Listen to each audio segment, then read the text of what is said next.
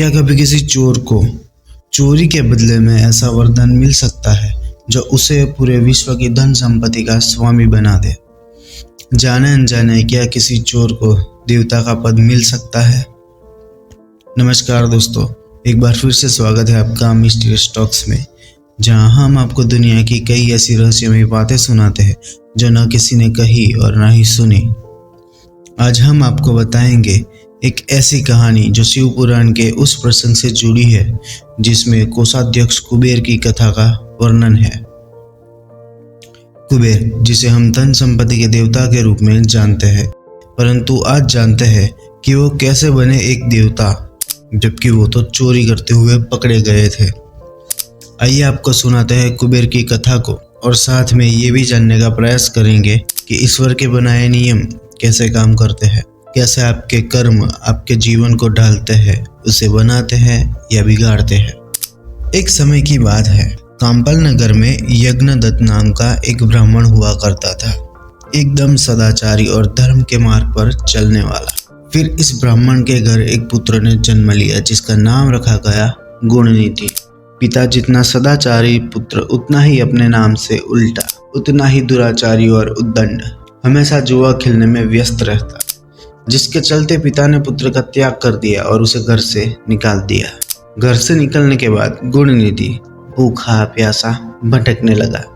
एक दिन रात्रि के समय उसे एक शिव मंदिर दिखा। उसने सोचा, क्यों ना मंदिर से प्रसाद चुरा के खा लूं, कम से कम भूख तो मिटेगी।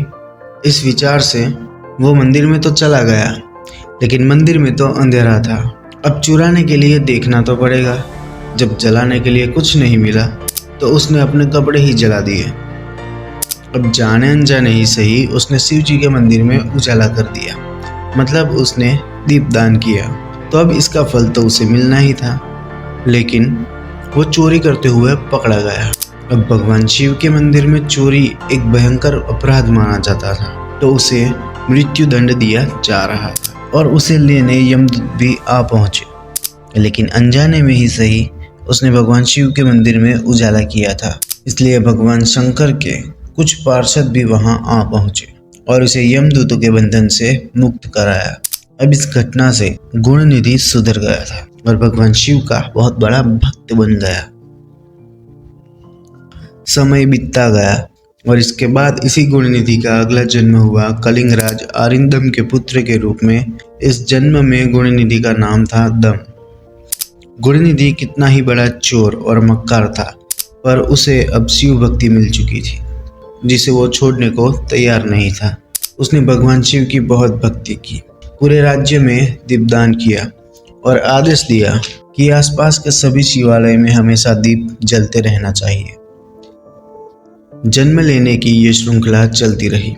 ब्रह्मा के मानस पुत्र पुलस्त्य से विश्रवा का जन्म हुआ और फिर विश्रवा के पुत्र कुबेर। ये कुबेर अभी साधारण कुबेर ही था, वो कुबेर नहीं जिसे हम सब जानते हैं। वो तो अभी बनना बाकी था। पिछले जन्मों की शिव भक्ति कुबेर ने नहीं छोड़ी।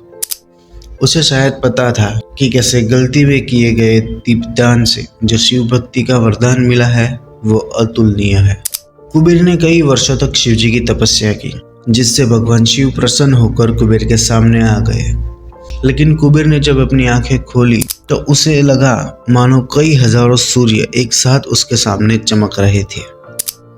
शिवजी ने कहा, मैं तुम्हारे तप से प्रसन्न हुआ, मांगो तुम्हें क्या चाहिए।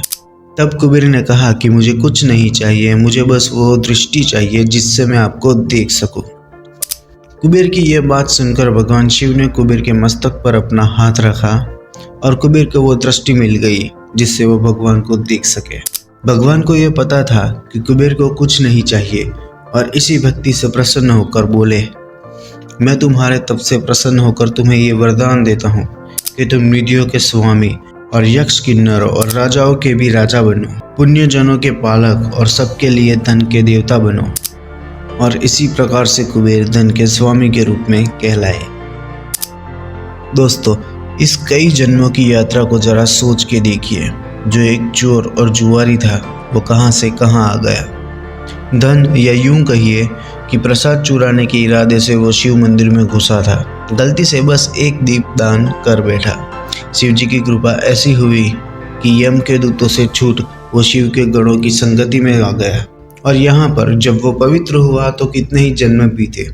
उसने राजाओं के यहाँ भी जन्म लिया पर अपनी शिव भक्ति को नहीं छोड़ा। इसी का नाम भक्ति है दोस्तों। भगवान को कुछ चढ़ाने के बदले में उनसे आशीर्वाद मांगना भक्ति नहीं होती है। अपने आप को भगवान को सौंप देना ही भक्ति होती है।